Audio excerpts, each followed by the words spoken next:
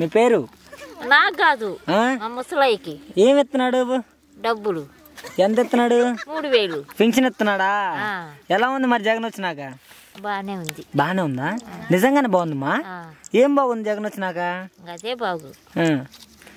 గతంలో ఎంత ఇచ్చారు మా పింఛన్? 1500. మరి 5000, 2000. 2000. మరి ఇంటికి వచ్చి ఇచ్చారు అప్పుడు? లేదు, పోయి తెచ్చుకున్నారు. పోయి తెచ్చుకున్నారు.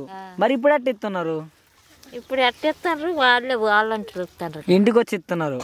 మీరు ఫోటోలు కాదు, మరి అప్పుడు బాగుందా ఇప్పుడు బాగుందా? కాదు మమ్మ, అప్పుడు బాగుందా ఇప్పుడు బాగుందా? ఇప్పుడు బాగుంది. గెలుస్తాడా మరి నెక్స్ట్? ఏమోనయ్యా, భగవంతుడి దయ. భగవంతుడి దయ కాదమ్మా. మరి పేదలకి ఇన్ని పథకాలు ఇచ్చుకుంటూ చేస్తున్నాడు కదా, గెలిస్తే బాగుంటుందా ఓడిపోతే బాగుంటుందా? బానే ఉంటది. గెలిస్తే బాగుంటది. మరి గెలవాలనిపిస్తుందా నీకు ఓడిపోవాలనిపిస్తుందా? జగన్ గెలవాలి. మరి నీకేం పథకాలు రావట్లేదా? 15,000 వచ్చినాయి. 18,000. 15 మాకు వచ్చింది. 15,000 డోకరానా?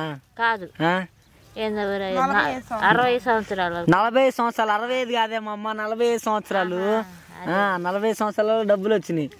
బాగుంది అంతా. గెలుస్తాడు ఈసారి లేదా ఓడిపోతాడా?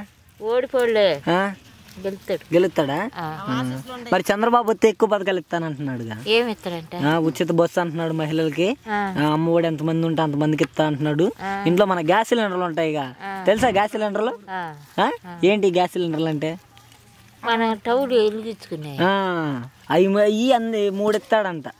మరి వాళ్ళకి వేద్దాం కాదు, మరి అన్ని ఇస్తా అంటున్నాడు. గతంలో కూడా చెప్పాడు, ఇచ్చాడా? మరి ఈసారి ఇస్తాడా? ఏమో, గెలిచి నాకు పోతాడేమో. మరి అందుకని ఎవరిని గెలిపిద్దాం ఈసారి? జగన్నే గెలిపిద్దాం. జగన్నే గెలిపిద్దాం. ఓకే.